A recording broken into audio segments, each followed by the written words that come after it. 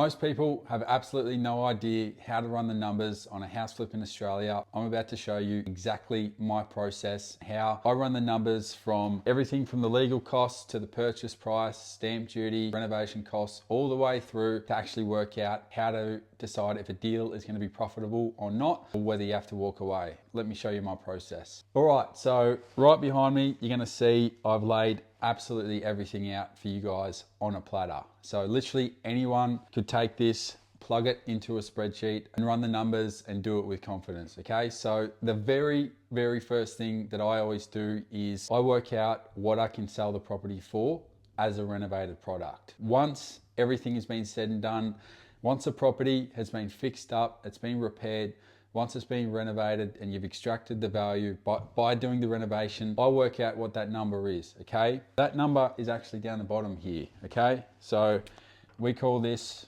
the ARV, after repair value, okay? So let's say hypothetically, we know in this particular suburb for this house, let's say this sample house, it's a 3x1 in an entry-level suburb. We know 3x1s on a 600 square meter block, for example, are selling for $700,000 plus. The key with this number is to make sure that that number is conservative, okay? If the highest price house in that area is a 3x1 sold for, let's say 720, but the lowest sold for 680, do your numbers on 680, okay? Don't overestimate what you think it's gonna sell for. In saying that, we're gonna go in the middle here. We're gonna put 700K as our ARV for this example, $700,000. So once we've got that, we work all our numbers back from that, okay? My formula, and you might have already seen it before, if you haven't, if you're new to the channel, my formula for actually working out basically what your maximum offer can be on a property before you have to walk away is ARV, so after repair value minus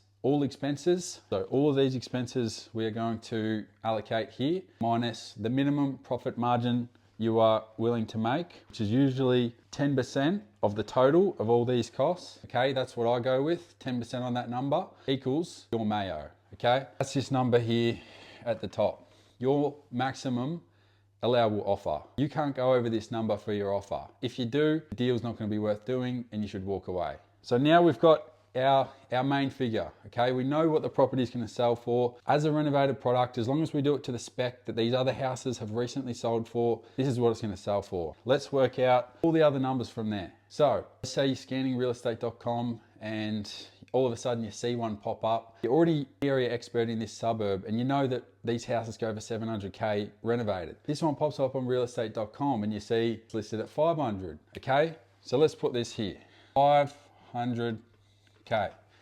So that's your Mayo, okay? Straight away, you can already see between this number and this number, there's 200K disparity. To me, with my experience, I can already tell that's more than likely a deal, depending on how expensive the reno is gonna cost. But let's actually work through these numbers and see if it's actually gonna be worth doing, if you can actually offer 500,000. So 500K.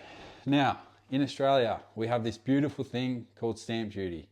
We all have to pay it as soon as the property changes titles from one person to another or one person to a company or whatever. The government makes us pay stamps, which is, it's unfortunate, but that's the one thing that kills most deals, okay? People always complain about this, but I'm telling you, if you can buy at the right price, this number becomes relevant. 500K purchase, you're probably looking at somewhere around $20,000 in stamps. Don't quote me on that because it varies from state to state in Australia. Perth, it's cheaper. In Victoria, it's more expensive. We're just gonna put this in here for the sake of the exercise. $20,000, okay? The next thing we got legal costs. This can be anything from getting up, like if you're getting investors and stuff involved to help you fund your deals, or I mean, there's probably gonna be some other legal costs associated with the bank and things like that. So let's say you're getting a money partner on board and you've got to get a loan agreement drawn up and you've got to put a caveat on the title and things like that. This is, look, I just do an estimate, okay? Just put 3K for this exercise, okay? 3K legal costs. Settlement, okay? So you have to, usually, this isn't advice by the way, but you buy the property, you've got to get a settlement agent or a conveyancer, depending on what state you're in, to actually draw up the contract. They will do the title changeover at settlement. So the settlement agent organises this, okay? They're gonna have a fee to be able to do that. So I'll normally allow about 1,500, okay?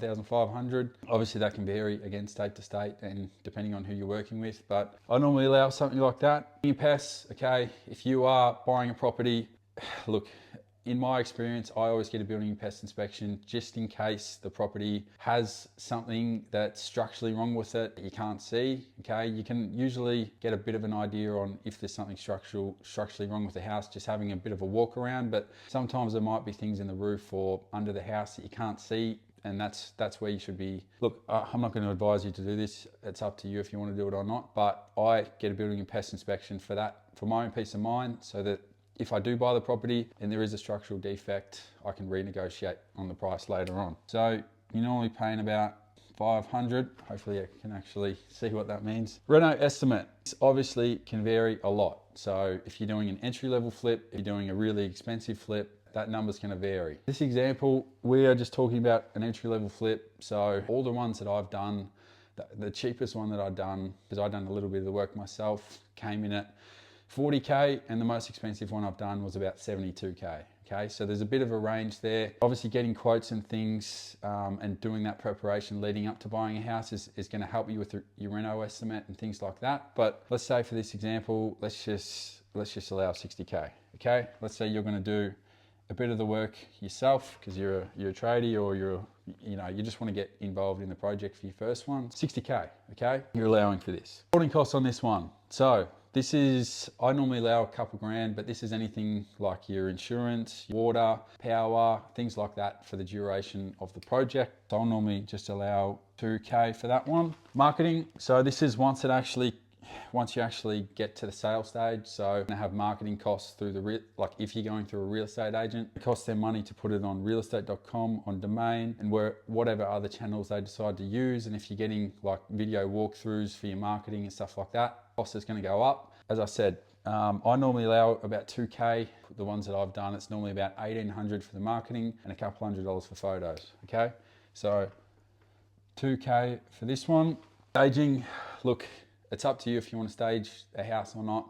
People buy with emotion and justify their decision with logic, and a big purchase like this, people get really emotional, and if the house is beautifully staged, it's going to hide any little imperfections as well, and it's going to draw your eye away from them. But at the same time, it's going to present way better online. You're going to get a lot more interest in most cases. Look, for what you pay, I think it's definitely worth the investment. So I'll normally pay anywhere from, actually the flip I'm doing right now, we just got our quote back for a 4x1 and it came in at 2,000. Look, in Perth, I was paying about 3,100. So let's just put 3,200 for the sake of this example. Sale cost, that can vary as well depending on the real estate agent you use and their commission. I was paying, I think in Perth anyway, industry standards about 2.2% on the sale price. 700K, look, I've done the example on 2%, so 700K times 2%, I think it worked out to be 14K. So 14K there. Settlement,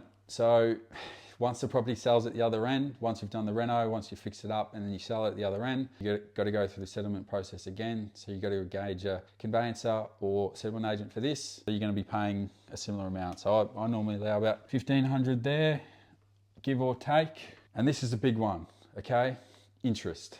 Do not forget this. A lot of people just won't allow for this. They won't allow for what it actually costs them in interest and things from their loan from the bank or investor interest or money partner interest and things like that. This number, if you're using a money partner, can be significant because usually to get money partners to invest in your deals, you're offering them 15% per annum return on investment for the project, for the duration of the project. So look, if they're lending you 500 or 600K, obviously that number's going to cost you quite a bit the longer you hold it. I try and get these flip projects knocked over and sort of between 3 and 4 months from settlement to settlement. I haven't had any go beyond 4 months yet, so touch wood. We've had a hot market in Australia, so we've been pretty fortunate. So let's just allow 20K for this one. So if you're using a normal bank, which in most cases, normal banks aren't going to want you flipping houses and getting in and out of deals, but that's a whole nother story. Let's say 20K, you're being generous.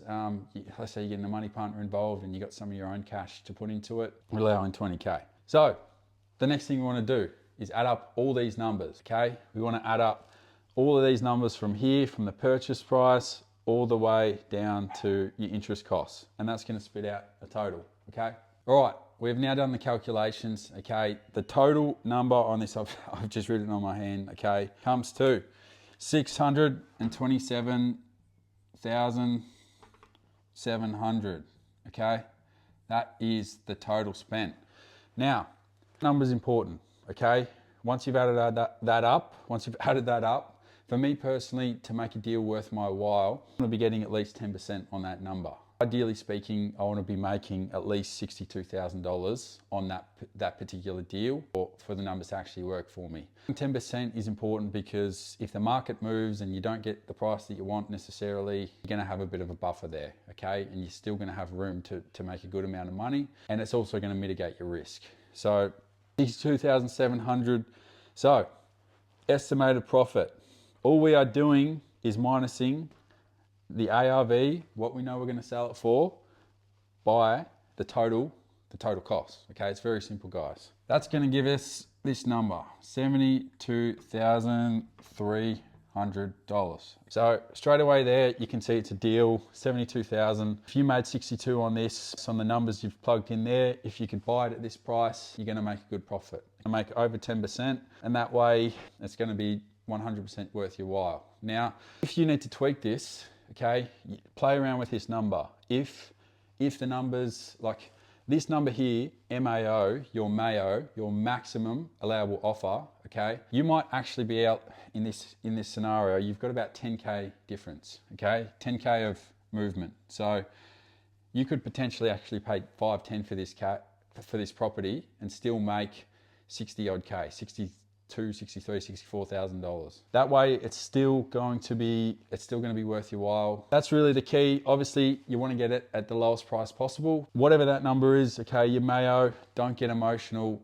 The numbers are the numbers, okay? It's important to get these numbers right, because if you don't get these numbers right, you can get yourself into a lot of trouble later down the line, okay?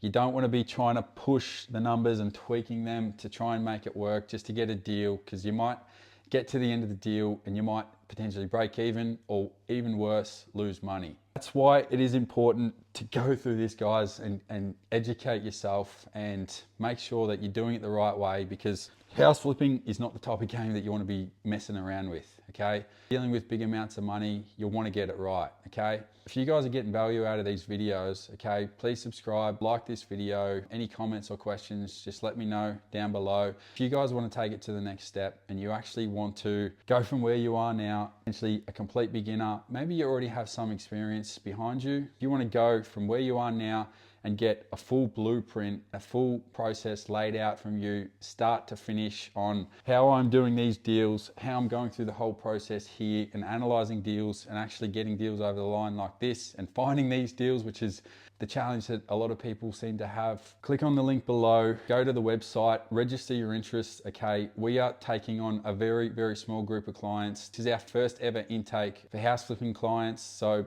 people that want to learn how to do this, as I said, there's going to be very limited spots here. We're not going to be taking on many for the first intake. So if you are serious about this and you're ready to go, click on the link below. I look forward to working with you.